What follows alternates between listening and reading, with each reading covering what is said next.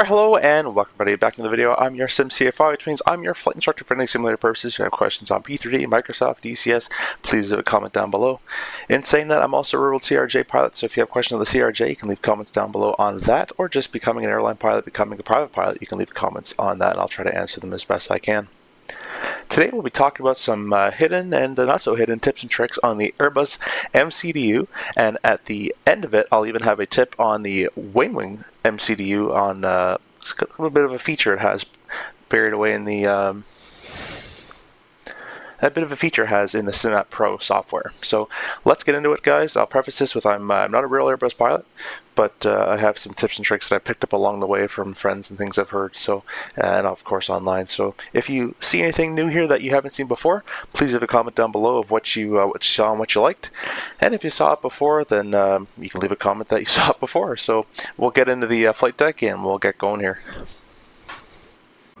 Alright guys, so we're in the flight deck of the A321 and we got the WInwing MCDU ready to go. So the first thing I want to show you is how to create pilot waypoints, and a little asterisk to that is that can be done two ways. One that you can store them, and one you can just type right in the flight plan. So we're going to be using the PIE VOR here near Tampa to as our guinea pig, as a little test bench here. So we're going to use that. So let's go ahead and first show you the way how to store them. So I'll be using the WInwing MCDU, as you can see on the left here. We're going to click data, and we're going to see this page up here. We're going to go next page, pilot waypoints, and then we're greeted with a bunch of hungry boxes here. So the first one with the ident, we're going to call it, we're calling the waypoint something. You can call it whatever you want. I'm going to call it PIE 10. And I like to put the distance, and I'll show you what I mean in a second, but we'll call it PIE 10. Next, you're greeted, you can enter a lat long, you can enter a place, a bearing, and a distance, or you can enter a place bearing, and then a different place bearing, and it'll kind of triangulate it for you. So we're going to do the middle line there. So we want PIE, that's the VOR in question. It could be a fix, it could be an airport, whatever you like, but in this case it's a VOR. PIE, and slash, the next one's bearing. So let's go ahead and look at our nav display here. So if I wanted to put a waypoint more on this side, I'd put a number on here, 24, 25, 26, anything like that. If I wanted on this side closer to me, I'd put to east, and vice versa. So it's basically the dead center is where your starting point is, and then this is north, south out of it, and west out of it. So they're kind of radials expanding out from that station. So we'll do a bearing. We'll put it on. We'll put it further than me. So we'll do PIE 270 slash, and the next one's distance. We'll do 10 miles. And as soon as I press this button, it's going to ask for us which, just because there's two PIEs in the world here. The first one's 9 miles away. The next one's 1,300 miles away. It's probably the 9-mile one. It's a pretty good bet. And the next one is we can store it. So this is all created, and we can store the waypoint. And now that it's stored, we can go to the flight plan, and we can enter PIE 10, because that's what we called it, whatever you called the waypoint. And you can see it's inserted right there. And if you look at the nav display, I'll expand it a little bit, it's created a waypoint 270 bearing from the station at 10 miles. That's one way to do it. I'm going to erase that. The second way to do it is straight on the flight plan page. So what you can do is type PIE slash 270. I'm going to change the distance, so just for a second, we'll do 5 miles. Insert it. It's going to ask which one, the 9-mile away, and now there's one at 5 miles away. And you can even add your stored waypoint as well, and you have both of them, and I can execute it if I wanted to there, or insert it. This is the Airbus term. There you go. So now you have two created waypoints, or pilot created waypoints there, two different styles of doing it as well. The main function that I like to use it so far, that I've found that I like to use it, is VOR or visual approaches. It becomes very useful on the Quiet Bridge visual into San Francisco. If you look up the Quiet Bridge visual into San Francisco, and actually if you go watch my MCDU review video, that's the approach I do, and it asks for certain DME distances on a certain bearing at a certain altitude. So you have this. You have the station, which is SFO. In that approach, it's SFO. You have the bearing, which is 95, and then you have the distance it wants. And then all you got to do, if you want an altitude, is click the waypoint there. Actually, sorry, my mistake. You just put slash, and then the altitude in question. So let's just put 10,000, or whatever you need. And we want to climb, in this case, to it. And it's inserted. And if I turn the constraints on, it has a 10,000 constraint right on there. So it's very useful in those approaches that I can program this station from this bearing, from this distance, at this altitude. And you can even set a speed if you want as well.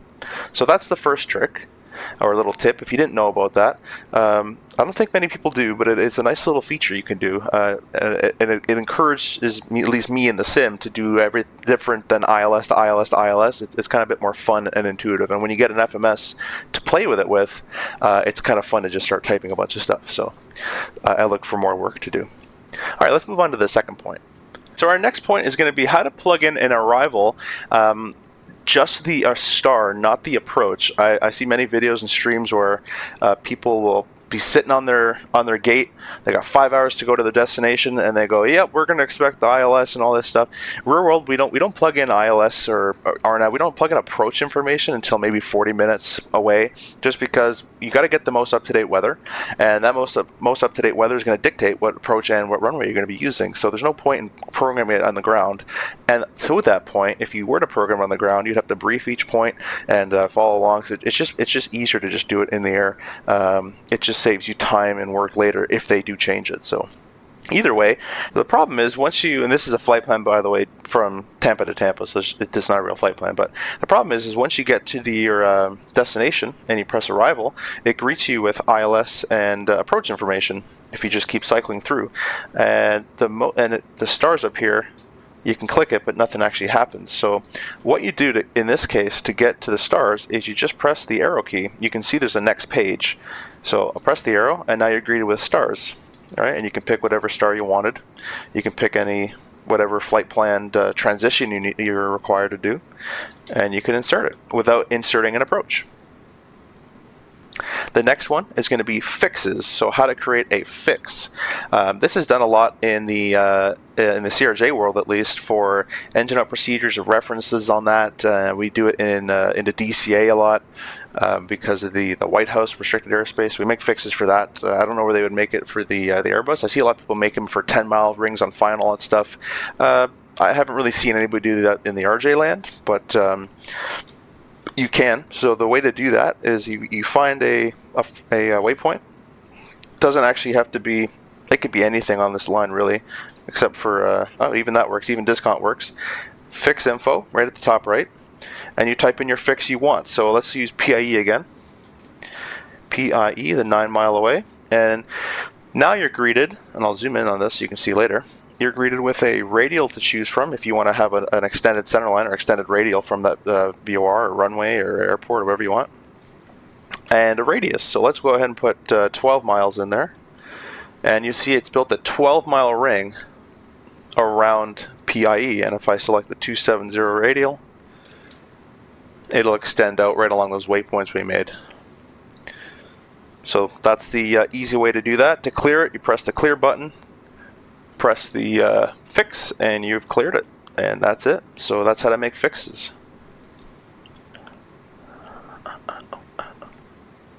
And lastly, this is probably the most known feature of the MCDU, and I believe, yeah, the 7th, all the Boeings can do it, 777, and even the CRJ can do it as well. But we have a plan function. So if we go to our EFIS panel here, and let's say you plugged in a massive route and you want to check all the waypoints, or even once you're in the air, you want to check your approach is laid out nicely and so forth. You're going to go ahead into this navigation knob here, or the mode selector. We're going to go to plan on that, so all the way to the right.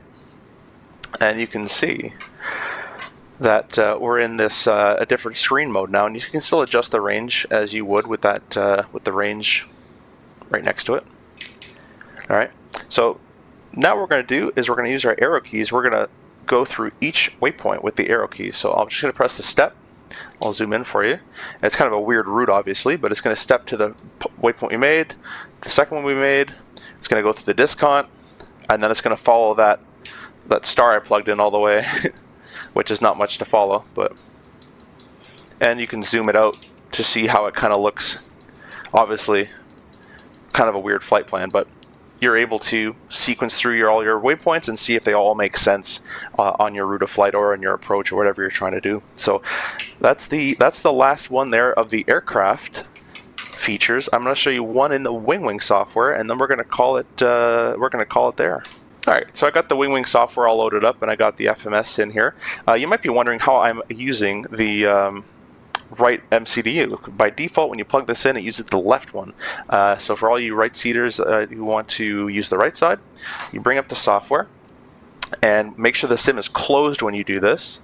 You're going to click, in this case, switch to MCDU 32R, which is right side. You can switch to the left, and if you had an airplane with a center, you can switch to the center as well. You can dictate which one you want it to control.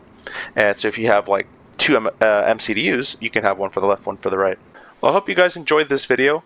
Be sure to hit the like button if you did, subscribe if you want more, and hit the bell if you want to be notified when a new video comes out. And comment if you learned anything, if you utilized any of the tips and tricks in this video. If you knew everything, then hats off to you. Anyways, I'll see you guys in the next one, and be sure to pre-order this WInwing MCDU if you have the ability to. I know the website's been having some problems, but if you have the financial background to do so and the internet power to break through everybody else, try to get your hands on one of these, either the 777, 37, 47, or the Airbus. They are all, well, I haven't tried them all, but the Airbus one, at least the one I have, is absolutely amazing. So I'm going to say that they're all to the same quality, if I were to imagine so. So thank you guys for watching. I'll see you in the next video.